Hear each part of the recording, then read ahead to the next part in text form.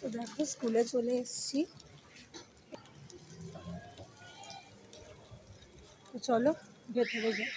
Morning friends, তো দেখো বাড়ি থেকে বেরিয়ে পড়েছি, ছেলের স্কুলে যাচ্ছি, মানে লাভিকের স্কুলে। ওর ক্লাস 10-এর রেজিস্ট্রেশনের জন্য কিছু ডকুমেন্টস জমা দিতে হবে। তো ম্যাম ফোন করেছিল, এগুলো আজকেই সাবমিট করতে হবে। তো ম্যাম বললো যে আপনি এসে স্কুলে সাবমিট করে দিয়ে যান। তো তোমাদের দাদা ভাইয়ের আর লাভিকের বার্থ সার্টিফিকেটে একটু কারেকশন করা ছিল, ফার্স্ট ক্লাস ম্যাজিস্ট্রেট করতে দিয়েছিল, এগুলোকেও সব করে নিয়েছি। তো চলো স্কুলে গিয়ে দেখা হচ্ছে। তো স্কুল থেকে দেখো বেরিয়ে পড়েছি, এখন যাচ্ছি।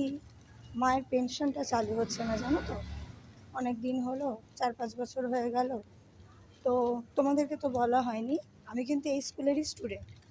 মা অনেক কষ্ট করে আমাকে মানুষ করেছে। মা স্কুলে ক্লার্কের চাকরি করতেন, দুটো শিফট করতেন, যেহেতু আমার ফিস নিতেন না, ওই জন্য মা দুটো শিফট করে দিতেন। ওই জন্য স্কুলে আসলে না, মানে সব যারা আগের টিচার ম্যামরা যারা ছিল সবাই ডেকে যে গেছি, সব ডেকে কথা বলা, খুব ভাল লাগে যে আমি যে স্কুল থেকে পাস আউট হয়েছি, আমার ছেলেও সেই স্কুলে।